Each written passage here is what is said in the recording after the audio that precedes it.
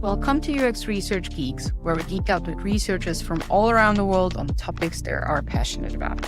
I'm your host, Tina Vitkova, a researcher and a strategist, and this podcast is brought to you by UX Tweak, an all-in-one UX research tool.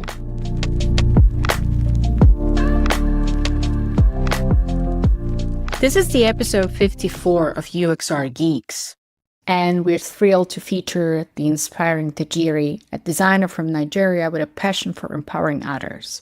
Tejiri's journey into UX design starts in computer engineering, a love for graphical design, and a pivotal moment during the global hackathon. This episode was recorded fittingly on International Women's Day, and together we'll delve into the experiences of her as a female designer in Nigeria and challenges she faced and the power of mentorship and the community. She also shares her insight on how diverse perspective, especially from women, enrich design and business. Tune in.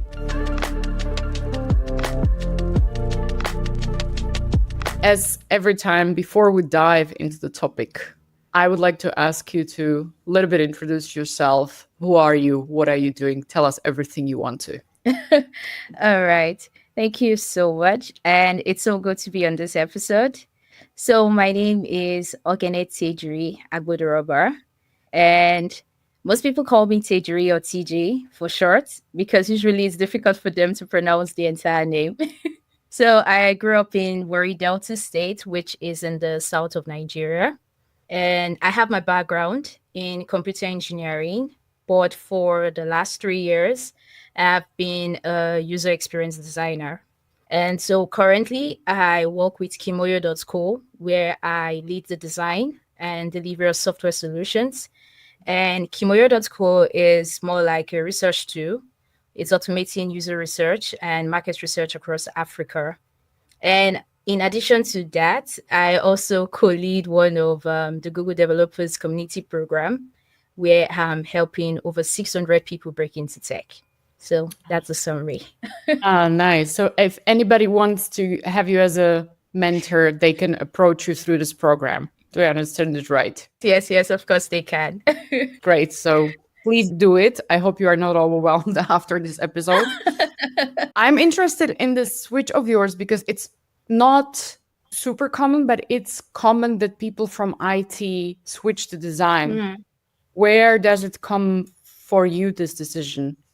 I think for me, it was because I was majorly in love with graphics. I have very huge passion for creativity. And I actually first started as a graphic designer, from graphic design into user interface design, then into user experience design. So it wasn't like an immediate switch. And this switch happened, that was during COVID-19. Yes, when the COVID-19 struck, and there was an hackathon, a global hackathon, that was calling out for innovators to come create solutions that could help tackle the COVID as at the time. So with my graphic skills and also learning user experience design, I jumped on it. I joined a team that was called Team FACO, and we created a contactless solution that could offer diagnostic tests to consumers and healthcare providers.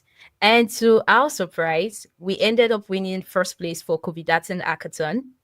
And after that experience, I was like, wow. I was like, okay, I think design is a little more than just graphics. It can actually solve solutions. And I became more curious and I wanted to learn more. So that was when I made the switch. I started taking courses. I started attending events. Then here we are today. Nice. And this leads me to the topic that we said we are going to talk about today, because we decided to talk about female and women designers in Nigeria. Mm-hmm. And we are also doing this recording on an International Women's Day, which we didn't plan to, but it's really well. So maybe from the perspective of a woman, of a young woman trying to enter the business, how was it for you? Okay, so entering into it wasn't so easy. But I think what made it easy was the fact that I had mentors and I had role models I could look up to. And I think that's something we also need more of in the tech industry, in the design industry, and also in the engineering industry. Because when you are able to see people that sound like you and look like you, it's easier for you to believe that you could one day get into that position. So I had people that they started off here. I saw them grow in their career. And an example I can give to you now is Michelle Shimbudu. She's currently one of the lead product designers at Ledger, which is like a digital asset platform. And another person I would mention is Bonale Banwo. She is the co-founder, no, sorry, not the co-founder. She's the founder of Geneza School of Design and also the founder of Azari Tech. These two women, I practically looked at their journey. They started from here and they moved into the international stage. And it was easy for me to relate to their story because I was like, okay, my location is not really an hindrance. What I need to do is I need to put in the work. If I have access to the right opportunities, the right resources, then also I too can play on the international stage. And so that was how it basically was for me. That is a really important point. I was discussing it with a colleague of mine. He just, as a Eastern Mm-hmm. European, didn't understand why Netflix is casting so many LGBTQI plus people, so many people of color. And I was like, society is like that. And also you have things from other countries, but to see that somebody like you is actually making it, although it's Mm-hmm. probably harder and you have to do more, is important. Because I remember seeing I think she was from Slovakia or Czech Republic, entrepreneur being really high up in some company. And I was like, wow, okay, so even Eastern European girls, it's not just making fun of Netflix in Netflix series about big hair and do makeup or whatever, but we can do shit. Yeah. So, Yes, exactly. Because once you are able to see these people, it's more like a beacon of light that this is possible as well for me. So it's an encouragement for girls who also want to follow that career path too. going back to you, those are the mentors or the people that you were Mm. looking to. How did it start for you? What were the steps leading to be a designer that you are right now? Interesting. Okay. It's a very interesting story because currently now I'm one of the co-leads of the Google Developers Group in my community. And 4 years ago, when I was actually looking into how to transition into tech, I was looking at communities that were within my region. And that was when I came across the community here in Warri, and it was being headed by Charles Freeborn. So I reached out to Charles Freeborn on Twitter. I sent him a DM. That stuff whereby people like they'll tell you that people hardly respond to their DMs, expect a response in like a month. But to my surprise, he responded same day. I Mhm. sent the DM in the morning, same day towards the evening, he had already sent a message and told me that okay, he's going to have a discussion with me so he can probably understand what I wanted.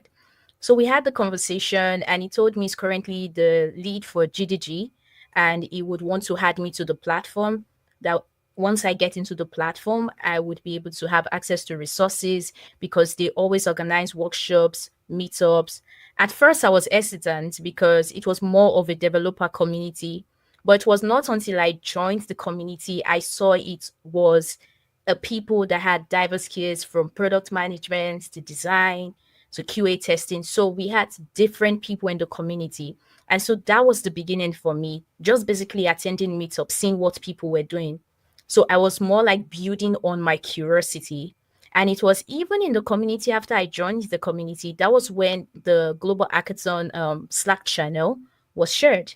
So imagine I wasn't in the community, I wouldn't even have known that there was an opportunity like that. And so that was the journey for me. And I think another thing that totally helped me to come out of my shadows was the fact that the developers festival that was held that year, because they had more male speakers coming in, they needed more female to come in. And so they asked me if I could be one of the speakers. I was like, what am I going to speak about? I'm just a graphic designer. And it was like, speak about your experience, speak about your designs, the people you've worked with. And that was how it started. After that experience, I got introduced to other people. So it was more like being in the community. I had access to other communities because people were always sharing resources that was from other communities. So I just started building on from there, from mentorship. I went into Kimoyo Fellowship. That was where I got to learn about research, user experience design, and it just kept going, honestly speaking. Nice, nice. But it points out two things: the importance of a community, because the Hmm. people who are meeting, then you become more easily the person that you want to become. And the second Hmm. is what I love, that you were actually bold and sending out a message to a stranger, because that's what internet is for. And that's no, I think many, especially young females who I'm mentoring, they're like, oh, should I be doing this? Should I be doing that? I don't want to be annoying. No, girl, you are not annoying. It's just what you want. So, yeah, Yes. great. I know it's a little bit strange question in a way that I Mm. don't want to divide qualities of men and women. But what would you say are the strengths and the different perspectives that women are bringing to design and maybe even into the Nigerian business? I think women are bringing a lot of strengths into design. And the first thing that comes to mind is the diverse thinking. Naturally, men and women think differently. Men are logical, and women are really analytical. They tend to analyze the details to the minimum. And analysis is something that is very important when it comes to design. And speaking from the standpoint of being a user experience designer, if you are able to understand what your users require, it's easy for you to be able to create the solutions that they need to solve that your problem. So that diverse thinking is really important, because when you are able to have that balanced perspective, having the perspective from the male gender, the female gender, you are able to achieve a universal design. That's the first thing. And I think the next thing will have to be storytelling. Women are natural born storytellers. I still remember one day I was going through Twitter and someone was like, if you ask a man how his day went, he's going to only respond to you with one word. Either it tells you my day was okay or it was good. But you ask a woman, she's going to give you like a 30-minute script, how she left the house, who she met, the colleague that annoyed her, every single thing that happened the entire day. And that is one perspective that women bring into design, because design is all about storytelling. You have to be able to communicate the rationale behind the design you're making. You have to be able to communicate that experience. And I think those two things, women bring them into design. And what else comes to mind? Okay, yes, I would say attention to details as well too. Another thing women bring into design as well. That's interesting that you are mentioning the attention to detail, because I will tell you some yes, some not. But the storytelling never came to me because, yes, women tend to speak more because we were socialized to be more communicative. We ask more Yeah. questions, three times more Yeah. questions according to studies. So it's not even a stereotype. It's really true how we behave while we are socialized. And it never came to my mind like, yes, this is how we can bring a story into design. Interesting. Very nice. Thank you for that. And what is the situation now in Nigeria when it comes to female designers? I know it's a really broad question, but how would you describe it Mhm. with your own words? We are not going to fact check it, but maybe your perception of the business and women in it. Okay. For female in design, there was a data I came across, and I believe it might have changed or it might have gotten worse after the pandemic. And what it stated was that the probability of finding a female designer in a firm in Nigeria is 20%. And Hmm. that is just for design, let alone for leadership. So it's like the statistics is really low, but we still have a lot of women that are leading in design, like I mentioned earlier, the two women I mentioned earlier that are still leading in design, leading decision making, also having to provide the opportunity for people to believe that they also have the opportunity to succeed in the environment of design. 20%, yeah. I think numbers would be probably the same where I come from, or even in the German speaking countries, especially leadership. But when it comes to the leadership, you were mentioning it now, Mm. or do you have any perception on how many women and yeah, how many women are in leadership positions? In Nigeria, I'm not sure of how many women are in leadership position, but I think I came across a data by Adeva Report. And that was just for the Western region. And according to the Mhm. data, they said it's based on international standard. And they said we have only 5% of women that are in leadership position in tech. Oh, wow. 5% of women own startup in tech as well. Then when it comes to Fortune 500 companies, women who are executives are just 11%. Hmm. So that's just for, yeah, the Western world. But for Nigeria, I don't have that data for Nigeria. Yeah, but it's also interesting, at least for the western part. I get it, because getting these type of statistic is somehow really hard. Why would you say is it that there's not so much women in design and not so much women in design leadership? I would say why we do not have so much women in design leadership is because one, there's also like the shortage of role models. And what I mean by that is that, like I said initially, when you are able to see people that have gone ahead and doing the things you want to do, it encourages more girls to pursue careers that are in STEM, careers that are in design, or careers that are in technology. And also another thing that I would say is like the society expectations. There is this belief that the primary role of a woman is confined to her home. And that belief system has hindered progress for a long while, because why? Women bring diverse skills, and we need to recognize and we need to appreciate those skills and those talents they bring to the table. Because women are very articulate in what they do. I think it was one report that I was reading as well too. It was talking about some companies, I think Fortune 500 companies that had women in their executive positions.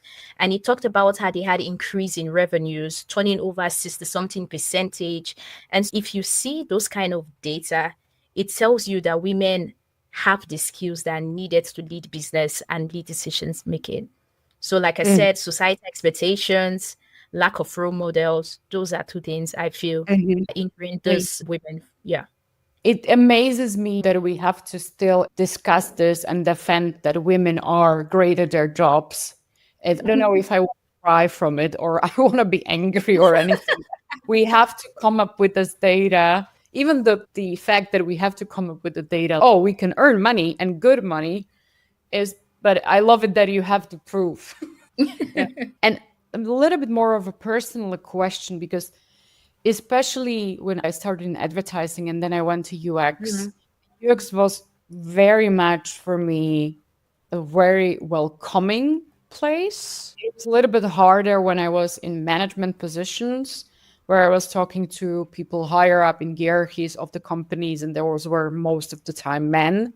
I didn't have any really bad experiences, but when I was younger, it was harder, and there was quite a lot of sexism on different levels and a lot of looking up over me.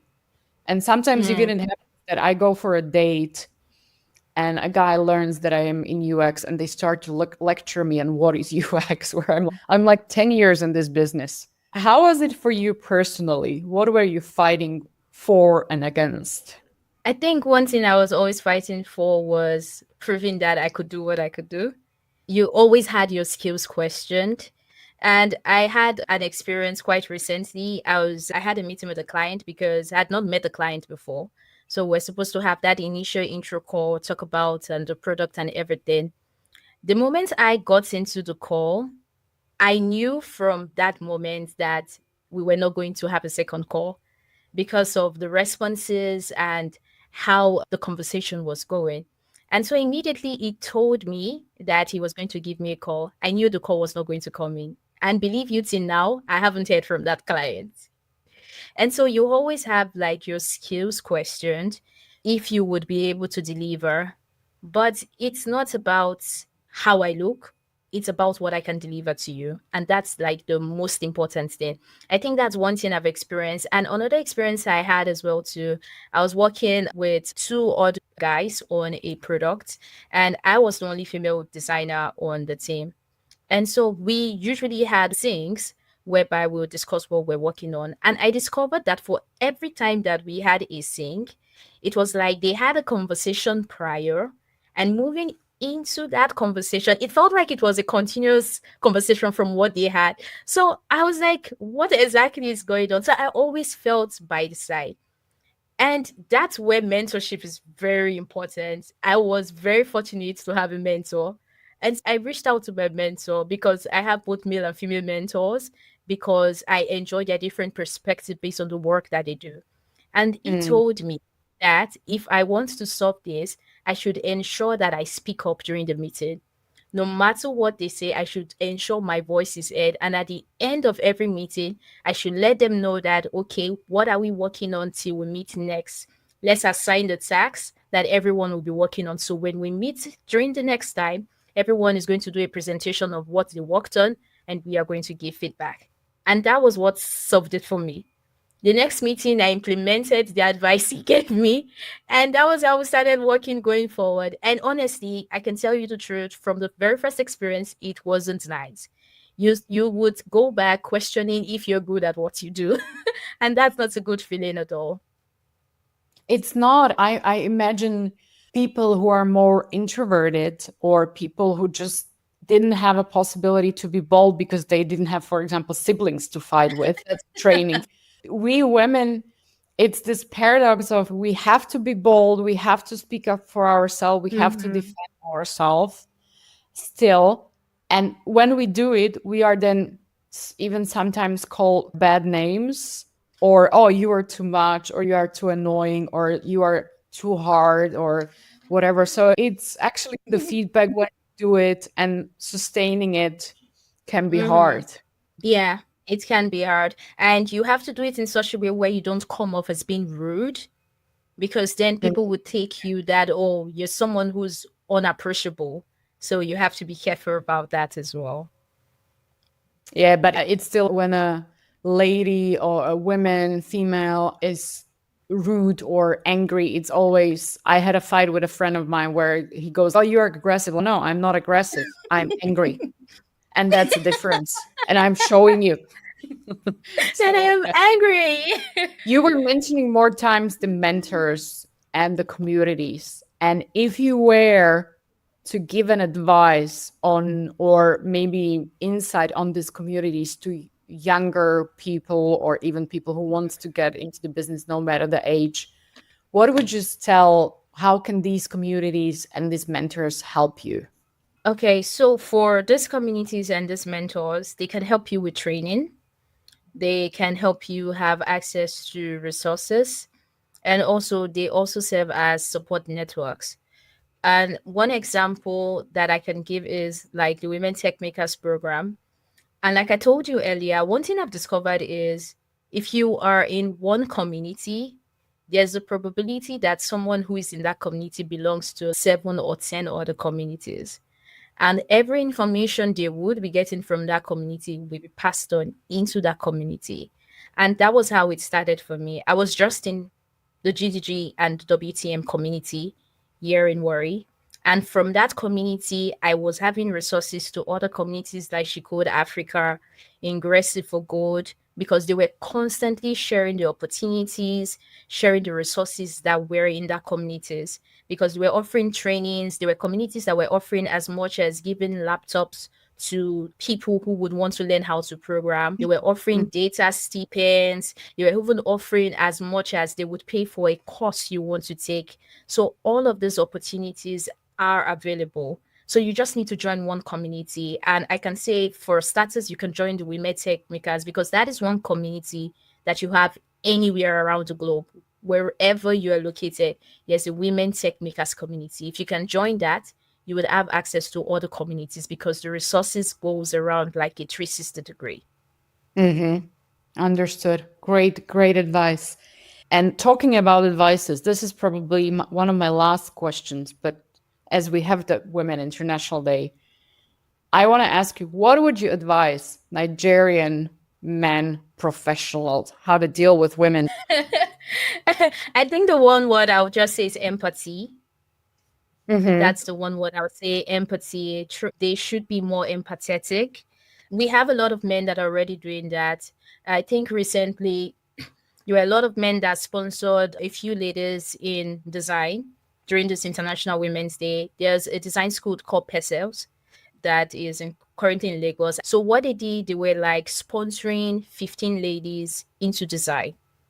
So they were Mm. long ladies Yeah, there were a long list. There were women that were sponsoring, but we also had men that were sponsoring. So you could see that they were putting themselves in these ladies' shoes, understanding the points, understanding this is what they need for them to be on the global stage as well.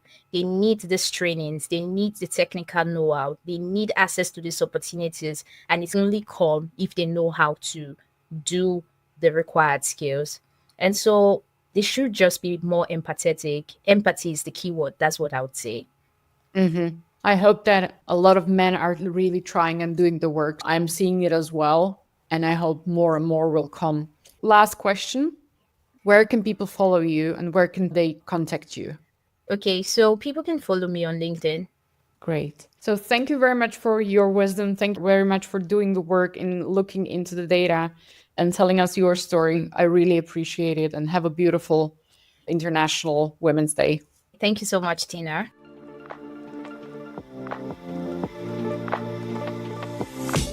Thank you for listening to UXR Geeks. If you enjoyed this episode, please follow our podcast and share it with your friends and colleagues. Your support is really what keeps us going. If you have any tips on fantastic speakers from across the globe, feedback or questions, we'd love to hear from you. Reach out to UXR Geeks podcast at uxtweek.com. Special thanks goes to our podcast producer Jana Filushova, our social media specialist Daria Krasovskaya, and our audio specialist Melissa Danishova. And to all of you, thank you for tuning in.